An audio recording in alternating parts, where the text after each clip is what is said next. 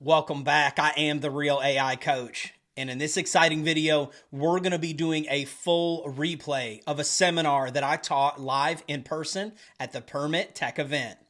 In this video, we're going to teach you how to create custom GPTs, create your own custom utilities that you can use offline and share with others. And then we're going to teach you how to automate it all. Let's get to it. By way of introduction, here's my contact information. If there's any way that I can add value to you or your team, don't hesitate to reach out. I'm the Director of Education and AI Deployment at a company called Electrical Education International. We teach seminars all over the country on AI and electrical. About 40% of my time is AI, about 40% of it is electrical teaching, and the other 20% is just business consulting. I'm an electrician by trade, but before I ever picked up electrical and was introduced to it around '09, I was a mason. My father was a brick mason, and he taught me and my brother how to lay brick, block, and stone. And I actually owned my own masonry contracting company for a time where my dad and my brother, they came and actually worked for me. I'm an inspector at heart. I always knew early on in my electrical career that I wanted to be the inspector, and I got to fulfill that dream here in Florida. So I know what it's like to be on this side of the counter and on that side of the counter. I've been issued thousands of permits, and I've also been in the office on the inspection side when it's all went down and the person on the other side of the counter got irate. And I've got to see day to day what you deal with and what you struggle with. While I've never walked a mile in your shoes, I have got to see it on both sides of the counter, and I do care. And that's what this session is all about, empowering you, the permit technician, or if you're not one, teaching anyone that wants to learn about AI and to spark and inspire them to get excited about what it's capable of. And I'm an instructor by desire. This is what I love to do. I feel like I was called to add value to people. And I love it when I do it in a seminar or on a video like this because I get to do it on a grand scale. I've been web designing for about 18 years, have built dozens of websites, and been in the web development process. I now currently own one of the largest and most successful electrical exam prep websites in the world, and it's pretty exciting, and I'm very thankful for that journey. I hold 19 licenses and certifications, building, mechanical, plumbing, electrical, plans examining, all different types, and it helps me be well-rounded in the built environment. I sit on 7 boards at various colleges, cities, and different organizations all over the country. I'm a published technical author. I'm also a published songwriter. But above all that, I GSD. I get stuff done. Because yes, it's great to have certifications and it's cool to be a part of all these cool things. But if you don't get stuff done, execution is what it's all about. And that's what I do. I'm not teaching you theories today. I'm teaching you things that we actually do and how to actually do them for yourself. But above all that, and while I think it's good to establish credibility, the only thing you need to know about me is I care. I care about you. I care about your career, where you're going, and if there's any way that I can add value to you, make sure that you reach out. Let's get to it. Let's get some housekeeping out of the way very quickly. What AI does not do is replace human intuition, replace human judgment, or remove human liability. Whether you're using an automobile or a keyboard, we are responsible for what we do. What I'm not here to convince you to do is to convince you to use it, convince you that it's safe, or here to tell you to use it. Matter of factly, before we get started, let me say don't repeat anything in this video and use it for educational purposes only. All tools should be used legally, morally, and ethically. So if anything that I teach you today in your scenario, in your building department, at your office, if you cannot filter it through, is this legal, moral, and ethical, then just don't do it. What AI can do is speed up your workflow, automate workflows, multiply your efforts, and it can buy back your time. The only thing that I can't buy at Target or at Costco is time. And one of the greatest examples of AI buying back time is with my wife. We have 4 children, and she reads every single book that they get from the library. If you take 4 kids going to the library once a week at 25 books each, it used to take her about 3 hours a week to read all of those books. Now I've created her a custom GPT where she can just take a photo of the book, type in the title or the ISBN number, and it will search and scan that book and see if it has a certain set of things that we just don't want our kids learning or learning at the appropriate age. We want it to be age appropriate. So it scans all the books, and what used to cost her 3 hours now only costs her about 30 minutes a week. So she buys back 2.5 hours per week in perpetuity, because we're going to have grandkids and she'll be likely doing this for the rest of her life. And that's what I want to inspire you with today, is that you can speed up your workflows. You can now automate your workflows, multiply your efforts, and most importantly, buy back your time. I hate questions at seminars, but I want to ask them now. You're welcome to leave it in the comments or just answer them so you can have an understanding of where we're going. How many of you are intentionally using AI every day? And I say intentionally because it's being forced upon us. If you do a Google search now, it's not a traditional Google search. It is using AI for about the last 24 months. Let me ask you a question. Has your municipality openly adopted an AI? And is that one ChatGPT? Or if it's another one, please leave it in the comments below. Has your municipality openly rejected AI and banned all use? Or is it somewhere in between and your municipality is just silent? They've not said anything. Nobody wants to say anything. It's a very hot button issue. There's obviously data and laws and privacy laws and rules, but there's also public info and public documents. So it's a magic mix. You work with your IT department, with your tech department, and you work with your building official if you are in that built environment on what and how you should do it. For some of us, this photo is nostalgic. It reminds us of simpler times. You might have been a child in your teens, in your 20s or 30s when this was relevant, but it was just a simpler time where we didn't have as many privacy issues as we do today. The only privacy issue that you are worried about on that type of phone is whether or not somebody in your own home was picking it up on the other side. I remember I was that little brother who would sit there and hold the mouthpiece so they couldn't hear me and listen to my sisters talk. And then when they caught me, I would pretend that I hung it up and pick it right back up. But we live in a different era. During that time, if you had a question about something, this is how it had to be answered. If Uncle Larry claimed that a koala could beat up a kangaroo, if you didn't know the answer, the only way to look it up was in a dictionary or in an encyclopedia. And if you didn't have those with you, you just went on believing Uncle Larry, and that's how a lot of the lies were formed over our lifetime.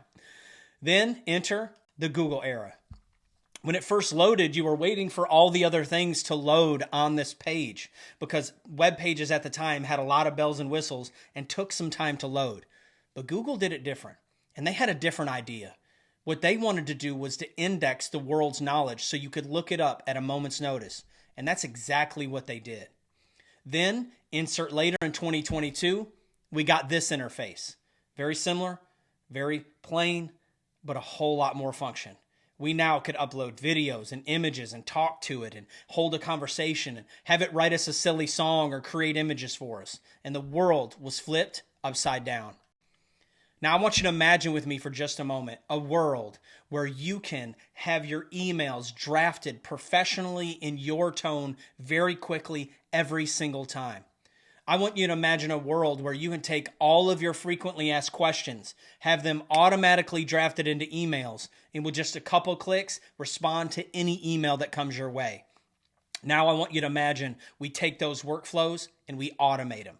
So all you have to do Monday morning is come in and type one word and zoom. An agent takes off and does it for you. Let's go. The future now.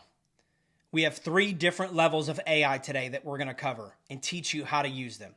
The first one is custom GPTs. We're going to make an email draft pro. We're going to make a permit application pro. And we're going to make an inspection request pro. Next, we're going to teach you how to create your own offline custom utilities. We're going to create a frequently asked questions chatbot that you can share in an email or you can put it right on your website. Then we're going to turn around and make the same one, but in voice, so it's a little more interactive, and they can hear what the FAQ response is. And then one of my favorite, we are going to create you a frequent email request responder. I don't want to give too much away. We'll show you what it means here in just a little bit. Then finally, we're going to take all of that and we're going to automate it. And we're going to automate it with agents. We're going to teach you how to make an email draft pro, automated. A permit application pro, automated. And we're going to teach you how to make an email and permit pro, where it ties both of those skills together. You type one word and zoom, it's off to get the job done for you. Whether you're using Gemini, Anthropic, Grok, or ChatGPT, straight out of the box, all of them are super powerful, but they often can waste your time and be offering you features and things that you just don't need. You'll ask a simple question and it'll come back with this crazy response. Well, that's where custom GPTs kick in. And what custom GPTs are is I want you to think about them like your personal AI. And we're going to put guardrails on it. So it's not out here wondering what you want. You've told it in simple form. And if you can send a text message, you can create custom GPTs. In simple form, what you want, so it's not out here guessing or trying to perform and be something that you don't even need. What custom GPTs do is solve the 4 main problems with AI. And when I say AI in this context, it's large language models like ChatGPT or Claude, whatever one you use. The first one is the pretext, and I'm going to explain these in detail. The second one is the questions. The third one, the post-text. And finally, the fourth one is the pasting issue. Let me give you an example. Let's imagine you come in Monday morning, and have you ever opened your inbox to this? Let me blow it up.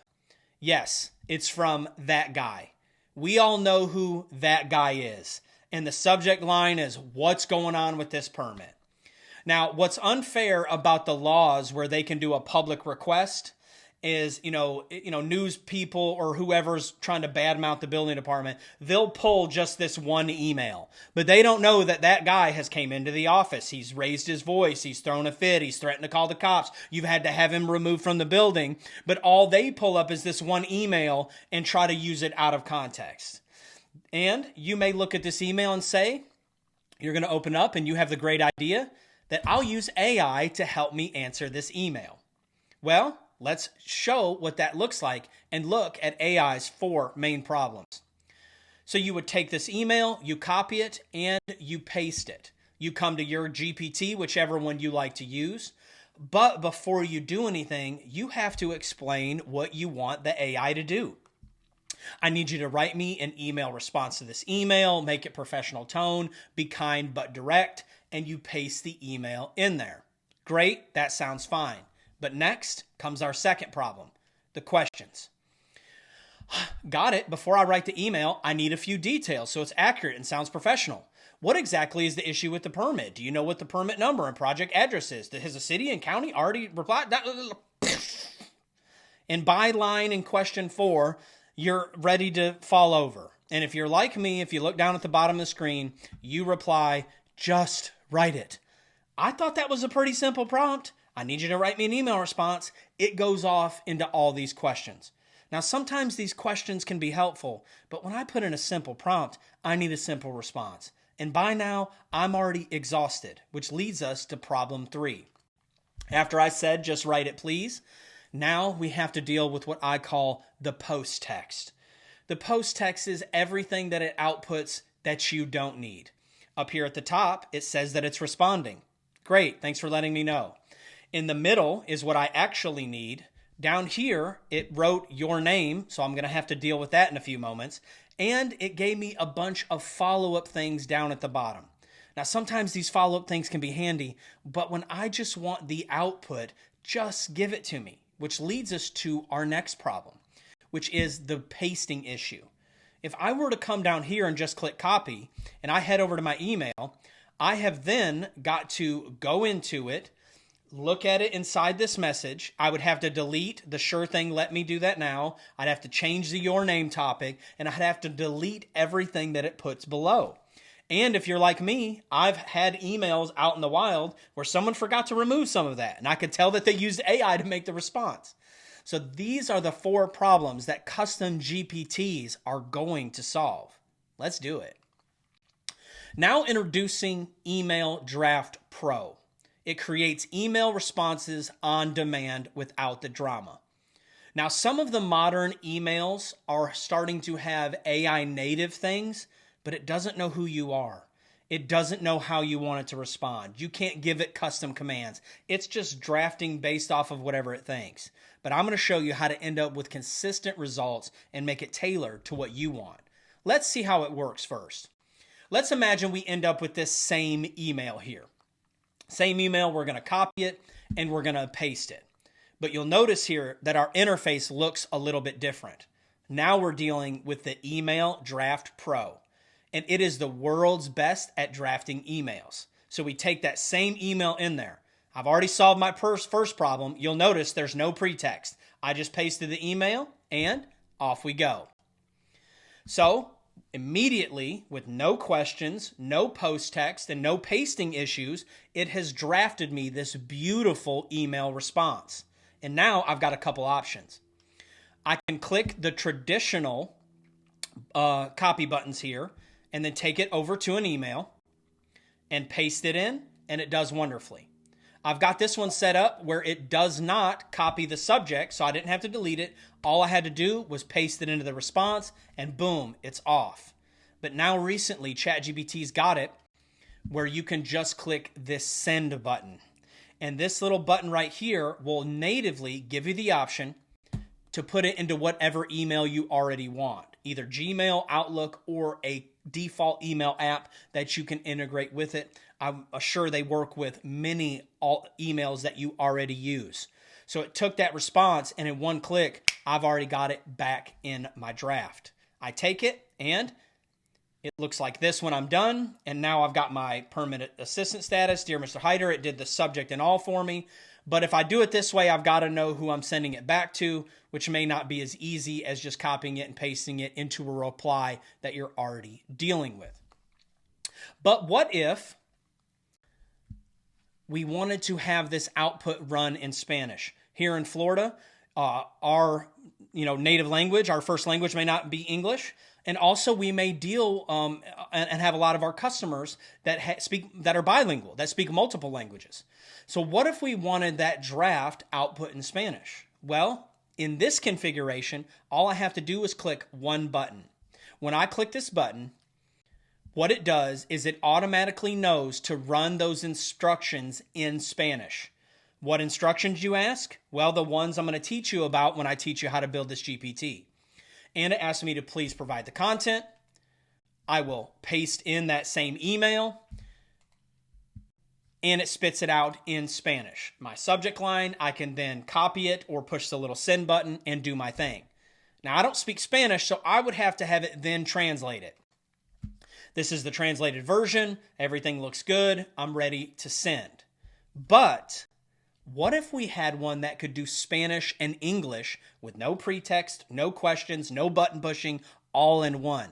Let's take a look at it. This one is called the Email Draft Pro, but I've just written one more line of instruction on the back end. I push send, it takes off and writes both responses in English and in Spanish. Now you say we may have created a problem with pasting and having to copy. Let me show you something amazing. I've got this one set up is push the letter S or the letter E to get it to produce it in Spanish or in English. Let me show you. Let's imagine in this one, I want the Spanish version, and I just push the letter S and push enter. Then it isolates it for me and turns it into a very quickly copy and paste situation. So in just a few moments, we went from taking emails to having it spit it out in multiple languages. And if I want it in Spanish, I just type the letter S and push enter. Or if I want it in English, I just type the letter E and it will spit it back out in English with no pretext, no questions, no post text, and no pacing issues. Let's go. Now let's introduce the Permit Application Pro. One of the most challenging jobs for you all is to look through the permit application and to check if it's complete. Did they fill it out? What are they missing? That takes up a lot of your time, and I'm going to show you how to make a custom GPT to deal with it for you. This one processes permit applications for correctness and completeness. So this is a purposely not complete application. It's in the city of Mount AI. Don't you like that? So I've purposely left some things out. We can look at it very quickly and see that it doesn't say commercial or residential at the top. I've got the second page of this 2-page application now, and we've got some things missing. They didn't deal with the notary at all, so we have got some problems. Now let me show you how to deal with this. First thing that we're going to do on this one is all we have to do is take a photo or a PDF or a download, and we're going to upload it into the AI. So this one is that permit. I'm uploading it in, and this is what it's going to look like. No pretext, no questions, just push enter. And the AI takes off, and first it's going to search its knowledge base.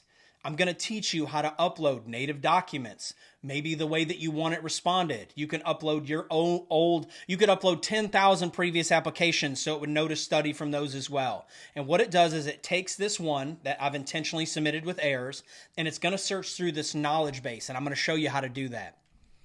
Then I've set this one up. Instead of telling me what's wrong with the application, I go ahead and have it draft an email for me so it's just ready to send. So instead of me playing back and forth, what's wrong with it? Oh, can you do something with it?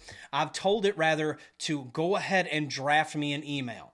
Now it's only searching for the things that I see wrong. You can customize yours however you like. Then all I have to do is copy, paste, and send it back over. And that gets it off your plate very quickly. What used to take you opening it up, looking at it, checking it out, drafting an email, working through all of that, you now can do it in just a few moments. And the third one I want to show you before we show you how to build them is the Inspection Request Pro. And this is for anytime you're getting slang terms or don't know when to schedule it. You know, you get this crazy email from some contractor and you don't know what they're wanting. Well, this one is going to solve that for you. This one takes any input of requested inspections and makes sense of them. Let me show you how it's done. Let's imagine that guy emails you again, and in classic contractor form, he says, hey, I need a oofer ground, plumbing inside of concrete before pour, and for some reason puts HVAC final all on 808 Westwood Drive. Thanks. And doesn't even spell it out. It's just TNX. Thanks a lot, friend. All right, what you're going to do is you're going to copy that, and you're going to come over here to this custom GPT. And this time I didn't just copy the text. I took a screenshot of it. You can take a screenshot, shot on your photo, copy the text, however you want to input it. And this one is the world's best at sorting out what really needs to be scheduled and in what order. All I have to do is push enter. When I push enter, it's going to search its knowledge base because I had to first build this little database for it, which I'm going to show you how to do. And then I input it in there. It goes and searches and tells me what to do. This one I've got programmed to do red is what they requested and blue is what I'm actually supposed to schedule. They requested a oofer ground. If you don't know what that means, this will help you, this will help you out. If you do, or if they requested it at a strange time, it could be challenging. So they requested a oofer ground. You schedule a slab and foundation grounding, and this is done before the concrete pour. Requested plumbing inside concrete before pour. Schedule an underground rough plumbing before slab is poured. Then they requested an HVAC final, which doesn't make any sense, and it caught that. It says schedule mechanical final. When? After HVAC system is fully installed and operational. We are at the slab stage, so the person that requested these just must have got confused, but don't worry, the AI caught it for you. Now you can quickly pull up that address, do your inspections, and know that you've done it right. Now let's teach you how it's built. We're going to go back to the first one that I showed you, and this is the Email Draft Pro. Now on this one, it's going to take a little longer because I'm teaching you from scratch how to create custom GPTs. But the next two will just be kind of a rinse and repeat. Let me show you. Now step one, before we ever create anything, whether it's a custom GPT, a custom utility, or an automated workflow, you've got to get in the habit of creating a folder just for that function. How it works in the agentic era is if you can describe what you do and put it inside of a folder and then give the agent access to that folder, you can automate it. Then, as you're going to learn about later in today's program, you can take several skills and put them together and create one new skill. And essentially what it's doing is automating the work that you do. It's really amazing. So before we create this custom GPT, I'm going to go to my home screen. I'm going to right click, create new folder, and I'm going to name it Email Draft Pro. Now, step 2 is we will always create a Word document just for that. For one reason, it's going to help you work out your thoughts before you start dealing with the GPT. But for 2, as new AIs come out, you can just give it access to this document and it can build off of what you've already built. And that'll make more sense today when we get to the portion where we start automating things. But I'm going to name it the exact same thing that I named that folder. Then we're going to go and open up Chat GPT. Now, when you first get there, it's going to look like this, but you may notice on the left-hand side that there is no sidebar. We're going to need that. All you're going to do is click this, and that's going to open up the sidebar for you. Then once the sidebar is opened up, if it's not already, you're going to go down to GPTs, and then I want you to click on Explore. When we get there, we're going to click on Create. And this is where we're going to create our first GPT. There are already GPTs down below that other people have made. I'm teaching you how to create your own. Next, we're going to see this interface.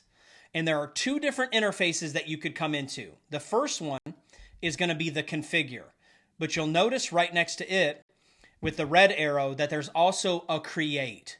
And this is how you make single prompt GPTs. You type in what you want, and it makes it for you. It's really kind of plug and play. And then later you can go edit it on the back end. Nothing wrong with doing that. I want to teach you how to create them on your own so it's very customized. And then later, if you want to make them automatically, you can just click that create button. The next thing you're going to look at is the name. And the name is very important. This is what it is. If you'll notice here on the right-hand side, it shows up there. So you want to be very careful what you do name it. And this is where we're going to name it whatever we named the folder and the Word document. It's Email Draft Pro. So that way, as we build multiple skills, we can keep them all in line and in order. The next thing is the description. And this is where you give it a persona. I'm going to blow it up so we can see it a little better. And this one, you are the world's best at drafting emails. That's what it thinks that it is. I'm always polite to my AI, kind to it, please and thank you, and I always make sure that it feels like it's a part of a really powerful team. Over on the right-hand side of your screen, you'll notice that I've circled that the name is there and also the description. Be careful what you name your AI because somebody else might see it one day. Just keep that in mind. The next thing that we're going to do is give it our instructions. And if you remember, this first one was our automatic drafter that drafted these emails with no pretext, no questions, no post-text. I want to show you how simple the command structure was. If we push where the red arrow is, it blows it up and makes it a little bit larger.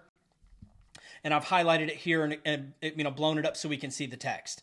All that I wrote for that first one that I showed you was when an email is input, you will follow the list of listed commands below.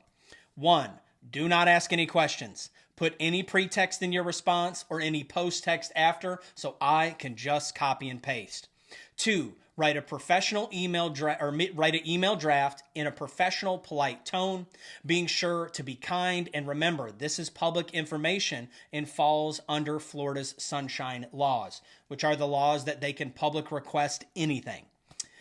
And do not put my name or info at the end of the draft because I have an automatic email signature that most of us have on the end of our emails.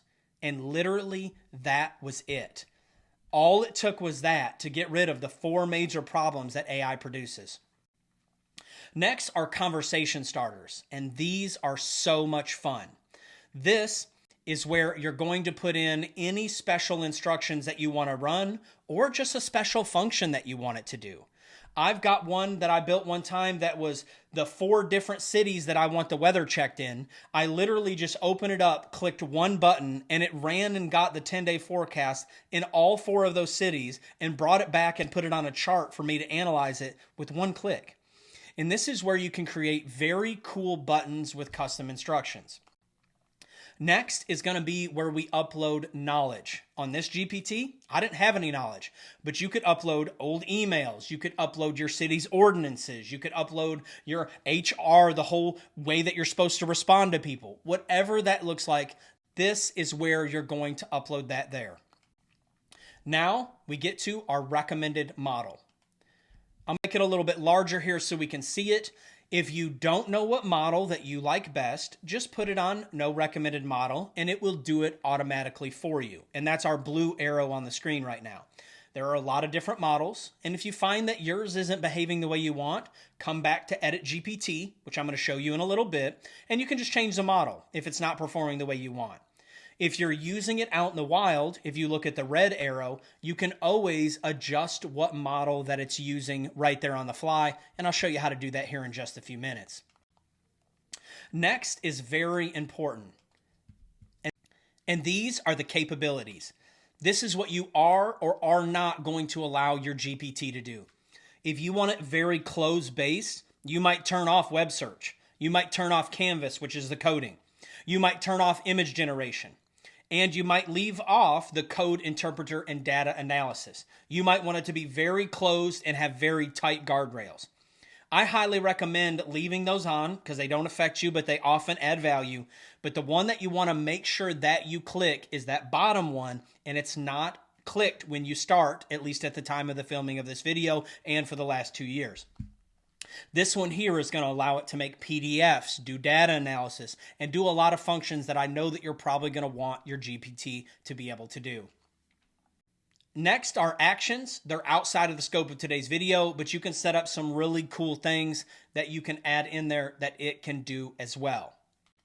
Then all we have to do is, first off, the blue arrow there, you can actually test it in kind of a sandbox mode and see if you like it. And if it puts out a response that you don't, over there on the left, you can adjust it. Tell it not to do that. Tell it to do that more.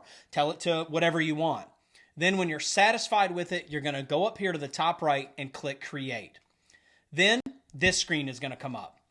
I usually put only anyone with the link, meaning anybody with that link can use it, meaning you can share it around your office if you get one that you like.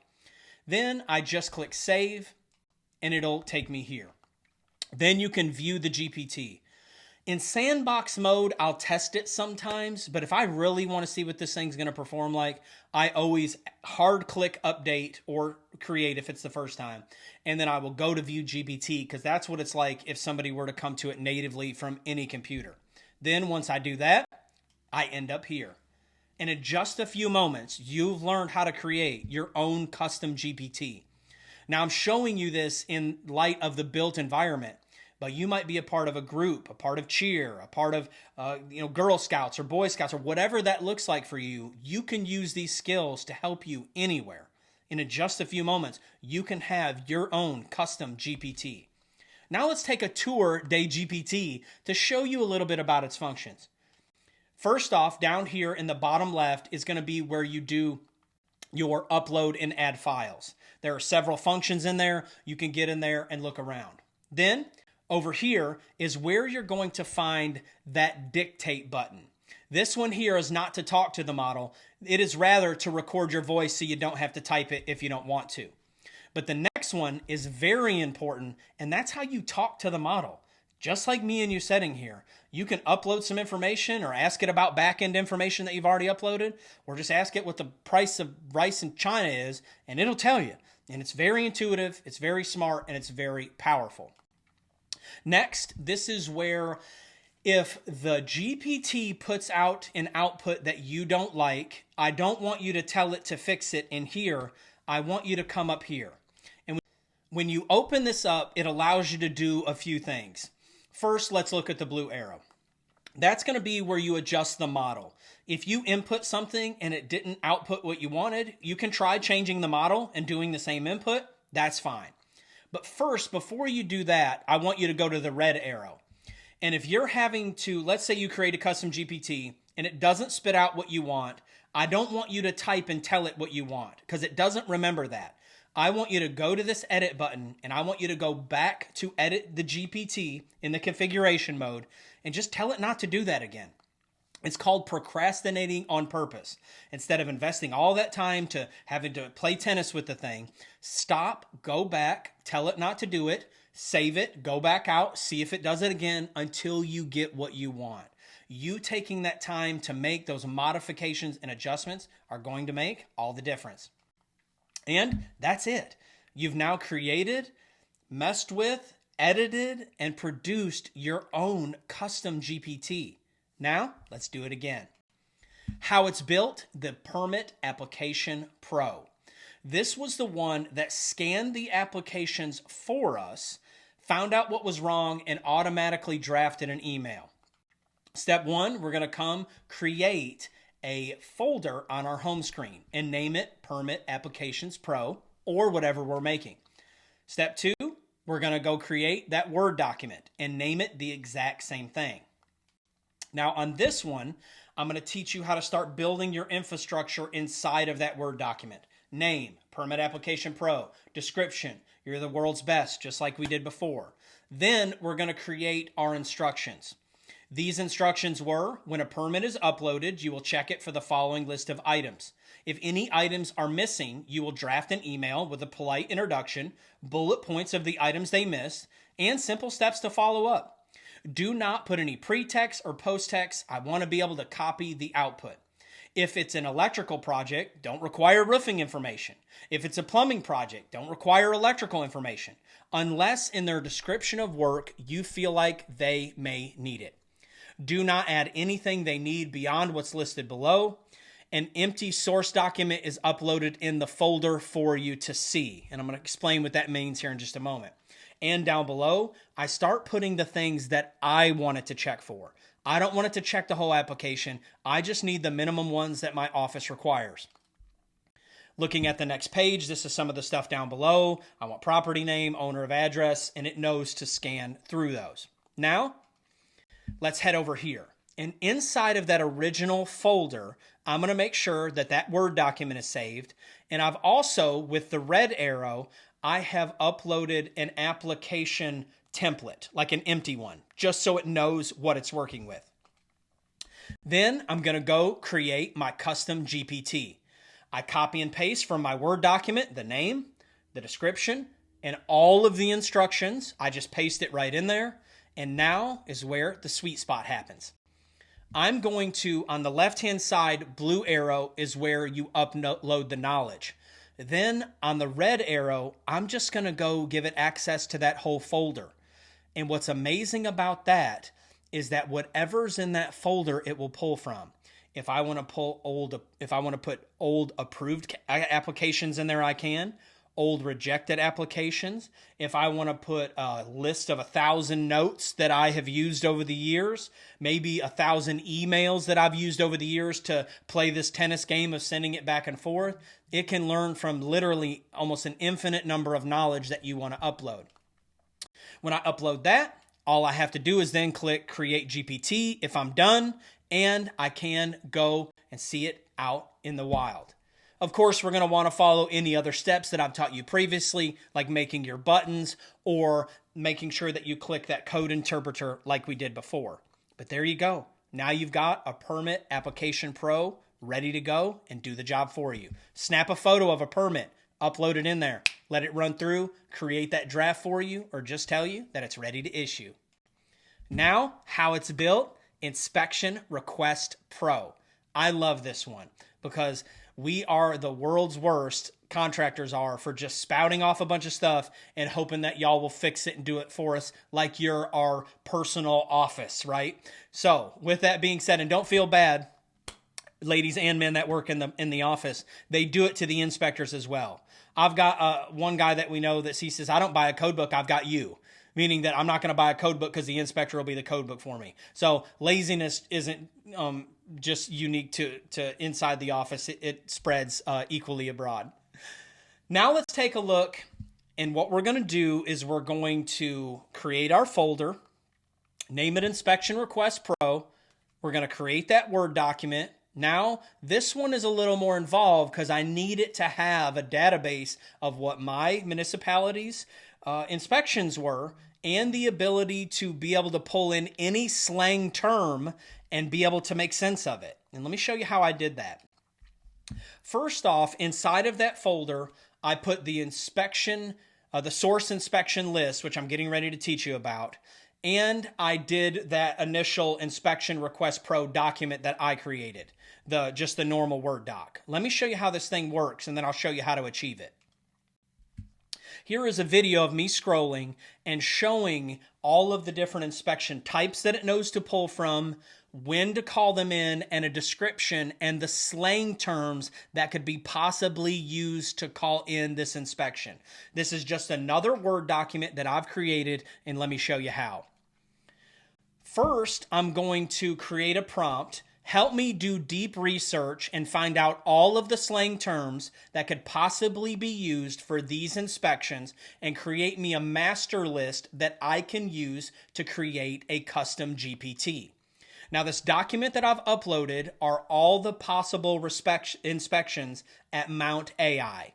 Your city may have a list, first rough plumb, second rough, like all of these different things. You're going to want to first upload that source document by pushing that plus arrow into it. If you don't have one of those, you can use these same steps to help you make one. So I've uploaded Mount AI's building inspections. I've put to help me do deep research and then watch what it does. Now, the first thing I want to point out before we talk about its response is the blue arrow. And the blue arrow, this thing thought for 43 minutes.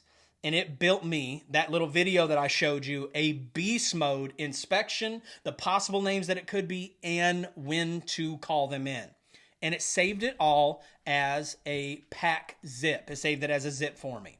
Then all I had to do was now come over to my Word document. I've got it named, I've got my description, I've got my instructions, and I've said when an inspection request is uploaded, search my knowledge base. I've uploaded it to help me decipher what inspection should actually be set up, create me a clean bullet list point of what they want and what I should do. Step 3, do not put any pre-text or post-text, and save the bullet point list as a PDF like it did before, like I showed you. Let's go ahead and take a look at it. Now I go to my GPT screen, and I've blown it up a little bit for us. And this is my Inspection Request Pro. There's the description. There's the instructions. Then I'm going to come here to my knowledge base. I'm going to give it access to that original Inspection Request Pro folder. And I also can just upload the two documents, the original list that I'm wanting it to look at, and this amazing list that it created for me that I showed you in that little video. And that's it. I'm going to come down here and select Code Interpreter to make sure it can create that PDF for me. And then I'm done. Now I've created 3 different custom GPTs. I created a folder on my home screen, a Word document, uploaded into that folder anything that I wanted it to know, went to custom GPTs, created me one, and deployed it out into the wild. Now let's learn how to take ChatGPT or any LLM and create yourself some custom utilities that you can share with customers, with yourself, and use completely offline with no coding experience required and no worries about data or privacy because it doesn't store anything. Let's get to it. Now let's create 3 custom utilities, and I'll show you what that means. The first one is our FAQ chatbot. It allows users to get responses for FAQs interactively. All we have to do is save a simple file, and it opens up like this. You can share it in an email or put it directly on your website. It'll open up in their native browser. And you'll notice here, it's got a lot of buttons and a lot of cool features. It's got the building department's information, and down below, they can filter the questions. They can click on a specific question and get the answer right there. Down in the bottom, they've also got a chat type interface, which I'm going to show you here in just a few moments. But all they have to do, click on the frequently asked question, and it spits out the answer for them. It lets them feel a little more in control and may answer some questions that they didn't even know that they had. Let's take a look at the chat feature. How can I cancel a inspection request? So it goes through, answers the question, bam. Then they can ask another question if they so desire, and it will help them. You can set this up to automatically send to all of your potential customers in an email that goes out. You can have it send inside automatically anytime you reply. You also can save it on your website. Or if someone asks one question, instead of asking 3 or 4 questions back and forth, send this with them and they'll be able to hopefully answer some of their questions to take some of those repetitive question and answer sessions off of your plate. Now let's take a look at the voice version. Now introducing the FAQ chatbot voice. It's going to be a very similar interface, but it's going to allow them to hear audibly the answers to the questions. I'll warn you, the audio quality was terrible on the recording, but it'll give you an idea of what it does. So when we open it up and we click on it, it pulls up with a very similar interface, but when they click on the frequently asked questions, you'll know that it audibly answers. And like I said, the audio quality on the original recording was terrible, but the chatbot worked wonderfully. If you don't like the voice, you can actually tell ChatGPT to change the voice, and it can do that for you. Wear us out with that audio because it is so terrible, but if you look at it here, every time they click on a question, it not only gives them the text response, but it also gives them the voice response. Now, this one can very easily be dropped into your website, any website that you can, you know how to add HTML to. You also can email this to someone. They'll double click on it. It'll pull it up in their browser, and they'll be able to use it.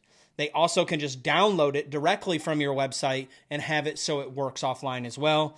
And perhaps it will save you from having to do some of that back and forth. Now, this is about a 90-minute seminar in person. In the same 90 minutes, I can teach you how to create a amazing API application interface that will go right into your website. We can actually use your voice, and they can sit there and talk to it just like a chat bot, not just with pre-programmed stuff, but also with anything that you want it to be able to. But that's outside of the scope of today's video. Next, let's learn about my favorite one, which is the frequent email responder. The other two are cool, and it may be very helpful for you. This one could be a game changer. You know, one thing we do is respond to the same emails all the time, over and over, the same stuff, the same replies. I have created a copy and paste method for myself because it's really just the same things. But you may get a lot of questions over and over. Let me show you the frequent email responder. This one, I'm going to show you the video of it in action. So it created this interface, and what this is all of your frequently asked questions already responded to in email format. It's got it so we can sort them A to Z. You know, there's many different features we could have it add. We can view the entire response.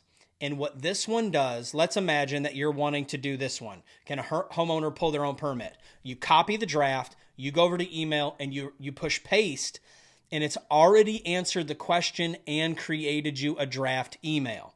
Now for this one, it's set up where it also copies the subject. We can very quickly and easily change that, but it's got the subject. I've backed it up, and in just a second, I received an email of a frequently asked question. I went to my interface. I found the frequently asked question that I need to answer. And instead of just answering it and me having to do some pre-typing, it went ahead and drafted the email for us. This thing's got a cool feature where it shows you all of the drafts up front if you want to see them. It's a very cool program that you can use for free offline. You can make it for yourself, and I'm going to teach you how to make all three of those here in just a moment. And really, these custom utilities are only limited to your imagination. Anything you can think of. I have made some of the most amazing custom utilities that get stuff done for me. What used to take 30 minutes to do, I click a couple buttons and bam, it spits this complicated output or whatever it is. And all I have to do is copy it and paste it and continue to perform my function. Now let's learn how these are built. Let's first build the FAQ chatbot. Step 1, we create a folder called FAQ chatbot. Step 2, we're going to start that Word document. And we open up that Word document and create a prompt. So instead of doing a name and a description, I want you to create your prompt. And this is how we're going to have it spin up this little program for us. Create me a full offline texting chatbot that answers these FAQs, the ones listed below. Make it so they can have an open chat with it about the questions. Also make an interface where they can just click a button and ask the question and be able and then save it as a downloadable .html. There should be a space right there. But that is the key to creating a prompt. It went through and spun up everything that we just worked with. It had the interface, it had the buttons on the side, and when they clicked on it, it was an audible voice that they could hear and be able to chat and interact with. And it went to work. This one actually shows me the HTML. And if you were to copy that HTML, you could take that and paste it into a website, and that interface will just show up right there on the screen when customers interact with it. But like we've been doing, I downloaded it. It shows up in here. When I double click, it pulled right up into the interface on Chrome or whatever your browser is, and they can interact with it. You can send it as an email, put it on your website, or have it so they can download it and use it, and hopefully it'll save you some time and aggravation. Now, let's build the fun one. How it's built, the frequent email responder. This one was fun to build and fun to use. First, I'm going to make my folder. Then I'm going to create my Word document.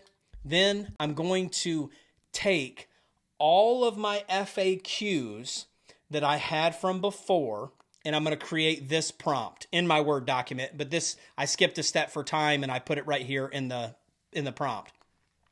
Create me a one-click copy of the following FAQs and my responses so I can quickly paste them into email. Show me the questions, and when I click on them, it automatically copies. Save it as a working .html that I can use offline. So first, what I had this do is I took all my FAQs and I went over here to the side to another GPT and I pasted it in and said, make me a draft response for all of these in order. Then I took that output and I added it into my prompt here. And what it's going to do is make that interface where we were able to look at the frequently asked questions, click the copy button, and it automatically be a drafted response ready to email in just one click. And once it did that, I downloaded the working.html, it put it in the folder, and I'm done. And literally the sky is the limit on creating these custom utilities. Now let's learn about the agentic era. Now imagine with me just for a moment that everything that I taught you, you can have a machine do it for you. It's automatic, and with one word, zoom, it's off to perform all of those functions. Let me show you how it's done. Let's learn how to build these 3 skills. Now we're switching from custom GPTs to what are called skills. And the reason I've been pushing you to make this folder structure is for this moment right here. Because we're getting ready to use something called Claude Cowork to automate these workflows. Now, currently, ChatGPT has just launched something similar, but it's not quite as robust. But hopefully, by the time your city adopts this, ChatGPT will be this smart and as native as this is. Let's dive in. Now, introducing agents. We're going to take that email draft and we are going to automate it. We're going to take that same process, but instead of you copying and pasting that email, we are going to have an agent go search your email for us and create those drafts for us. Dead are the days of you on Monday morning going to your inbox. You are going to go to your drafts box. Let's get to it. Here is our Claude Cowork interface. You'll notice right here in the top is Cowork. That's going to be like your agent space. If you were to click on chat, it's just like a normal large language model, and you also can get off into coding. Now I want to show you here, I'm only going to type one word and push enter. When I do that, it will create itself a task list. Over here on the right hand side, it literally creates itself a task list and goes through them. Now, it's not creating this task list randomly. Just like we custom programmed the GPTs, we're going to create what are called skills that it will go off and do. So I don't have to do any pre-text, any questions, or any post-text. I type one command word, and it knows to trigger that skill. This one here is designed to go off and read my emails for one sender. If you'll notice here, it's first task, which by the time I caught the photo on a screenshot, it had already did it. It's going to go search my Gmail for the last 5 days for this one sender. Then it's going to identify unreplied emails by reading the threads. Then it's going to draft a professional response or responses. Then it's going to verify that the drafts were saved correctly, and it's going to send a text summary to my phone. Now, this feature is not enabled yet, but it will be soon, so I went ahead and created the skill to do it, meaning that one day I'll type the word email into my office, and I will wait for a text message that told me what it did, and then I know that I can go deal with my emails. Let's see what it did. It said that it found 2 emails. Let me read them. Both of them they're from this replier. It created both drafts. And then it asked me, can I send a text summary to your phone? Now, it doesn't automatically do that, but that is available with if you want to add some plugins in.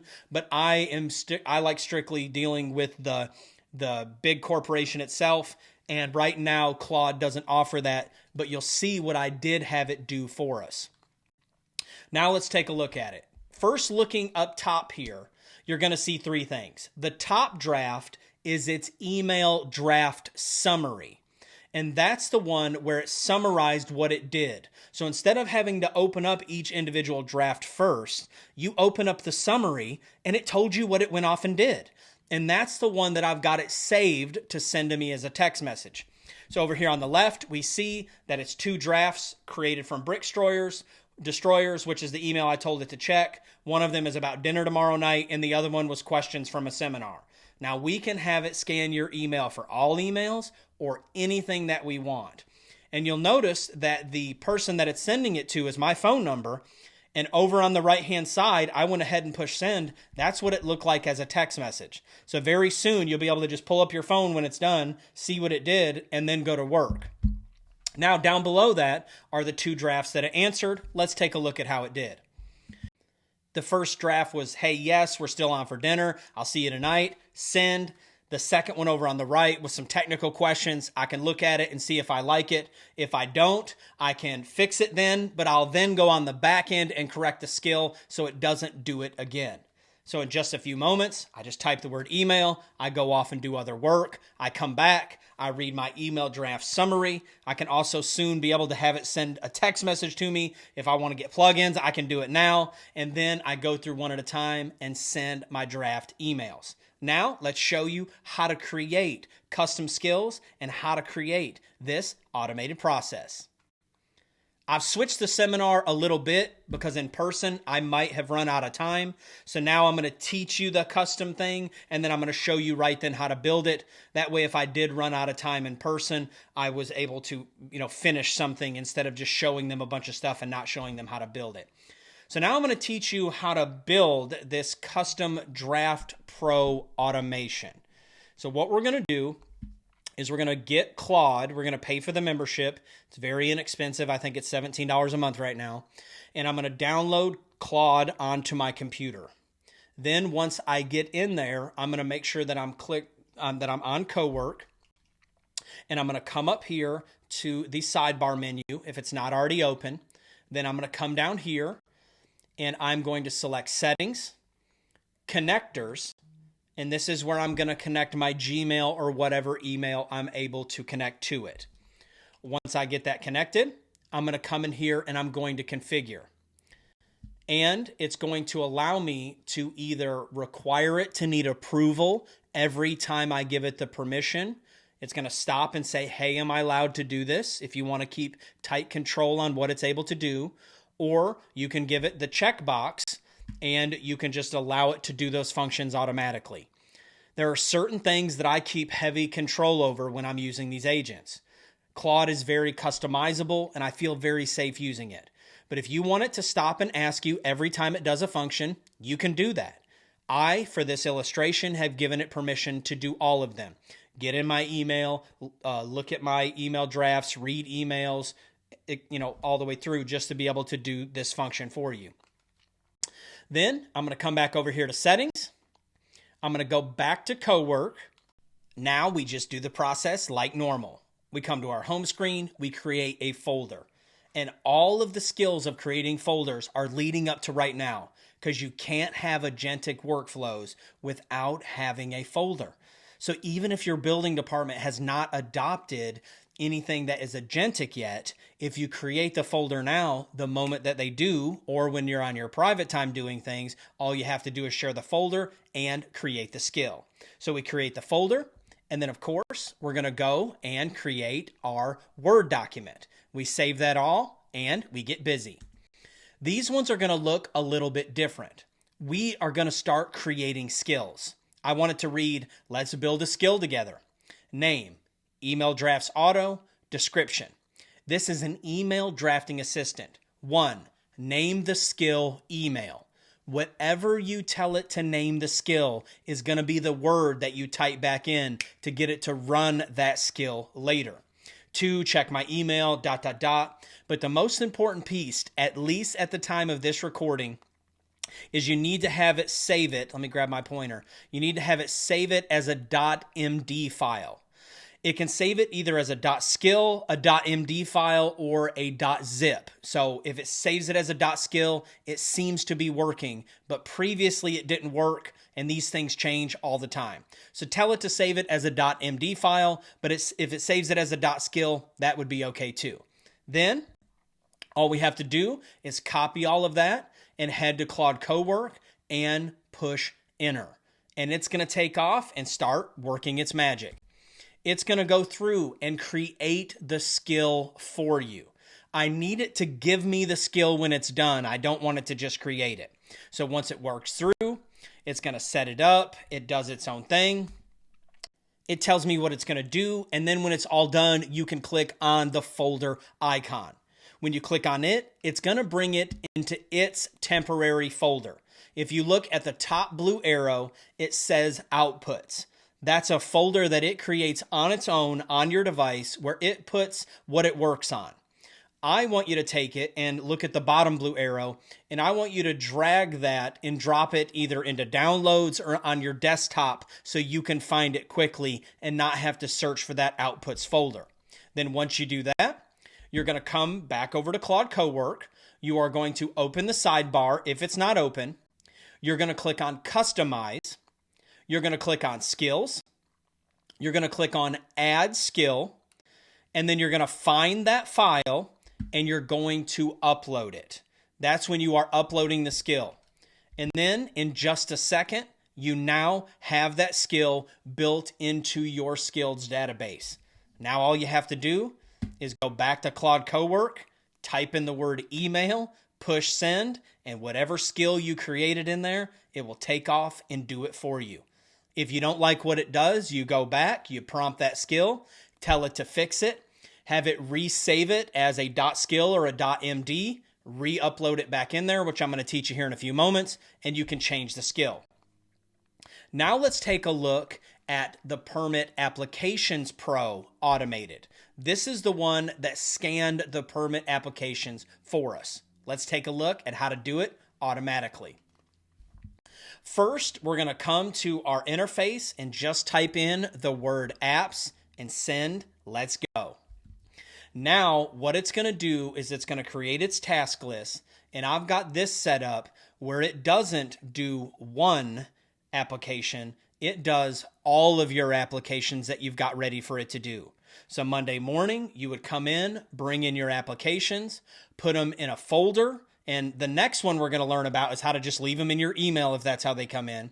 But I'm going to show you in this one how to put them all in a folder, and it will do all of your application processing all at once. Over here on the side, read sample application, extract text from the permits, analyze each application, generate the results for each application.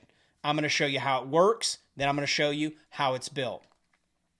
So it's gone off in this folder, it's given me a summary, and it's letting me know that none of them are ready to issue, and each email response is already ready to copy and paste.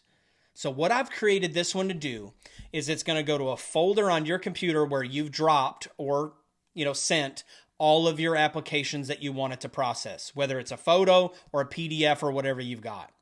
Then once I push the word apps, it takes off, reads them, checks them for the completeness list, and then makes me these automatic drafts. And it spits them out looking like this. And now this is a little video of me showing you. So this is the application 1 and its draft. Application 2 and its draft. Application 3 and its draft. So it's just went into a folder, processed all 5 of these applications, and automatically created me the 5 draft emails that I needed to respond. In a moment, we're going to show you how to make one that does it automatically for you. And we're going to marry that first automation with this automation, and they're going to have a baby, and it's going to be insane. But at the bottom, it's recapped. I looked at all 5 applications, told me what it did on each one, and auto-drafted them for me. That's a pretty slick process. I just type in the word apps. It pulls in all my applications from that folder, checks them all, auto-replies a draft, and it's also trained that if it's ready to issue, it says ready to issue. I can issue those ones, send the draft emails, and move on. Now let me show you how this one is built. This one is built by first creating my folder, creating my Word document, telling what it is, and then this one's key function is when a permit is uploaded, you will check the ready folder. And I'm getting ready to show you how to give it permissions to folders. Inside of the Permit App Pro Auto folder for an uploaded photo or document for the following listed items. And down below, I just copied over all of the things that we use to make the custom GPT. That's why I'm saving these workflows, because as automation gets better and better, I'll be able to take my old custom GPT workflow and make it automated. Then I've dropped all of that inside of the folder. I've created another folder called Ready, and then I've given it the sample application, and it has all the instructions built into the skill. Inside of that Ready folder, I'm going to drop the 5 applications that have yet to be processed so it knows that it has some work to do. Now I go to my ChatGPT, or I go to my interface. I upload all of what I built in that Word document, which is its instructions, and I let it go to town building me the skill that it has for me ready to download as a .md. It comes back, I get into the folder, I find the skill, it's in the outputs folder like it was before. I'm going to move it over to downloads or to my desktop. Then I'm going to go to customize, skills, and add the skill.